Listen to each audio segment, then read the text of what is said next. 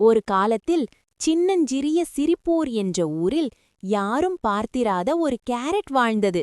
அது ஆரஞ்சல்ல, பச்சையல்ல, ஊதா, நீலம், மஞ்சள் எல்லாம் கலந்த வானவில் நிறம். ஊரார் அதற்கு பெயர் வைத்தார்கள், வண்ணக் கேரட் கண்ணன்.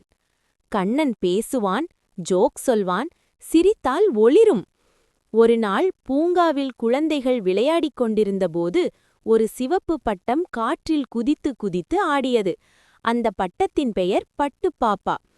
நான் வானத்தை தொட்டு விடுவேன் என்று அது பெருமையாக சொன்னது. கண்ணன் சிரித்து, வானத்தை தொடுறதா? அப்போ மேகங்களோட குசும்பு ஜோக்கி கேட்கலாமே என்றான். அதே நேரம் மந்திர விளக்குடன் அலாதீன் அங்கே வந்தான். என்ன சிரிப்பு, என்ன கலகலப்பு என்று கேட்டான். அப்பொழுது பட்டுப்பாப்பா காற்றில் சிக்கி ஒரு மரத்தில் மாட்டிக்கொண்டது. குழந்தைகள் கவலைப்பட்டார்கள். கவலை வேண்டாம் என்றான் கண்ணன். நான் உயரமா குதிப்பேன் என்று சொல்லி கண்ணன் குதித்தான். ஆனால் காற்று அவனை சுழற்றிவிட்டது.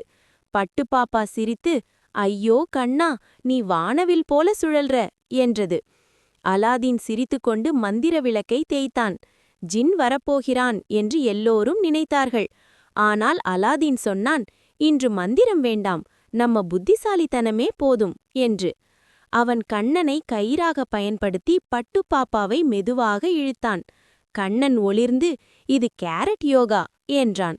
சில நிமிடங்களில் பட்டுப்பாப்பா விடுதலையானது. குழந்தைகள் கைதட்டினர். பட்டுப்பாப்பா வானத்தில் உயர்ந்து, இனி நான் குழந்தைகளுக்கு மகிழ்ச்சி தருவேன் என்றது. கண்ணன் மகிழ்ச்சியுடன், நான் சாலட்ல மட்டும் இல்ல, சாகசத்திலும் சூப்பர் என்றான்.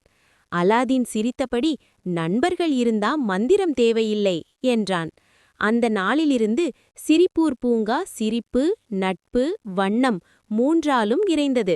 மூவரும் நண்பர்களாயிருந்து தினமும் குழந்தைகளுக்கு சிரிப்பை பரிசாக கொடுத்தார்கள். கதை பிடித்திருந்தால் லைக் செய்து சேனல் சப்ஸ்கிரைப் செய்து கொள்ளுங்கள்.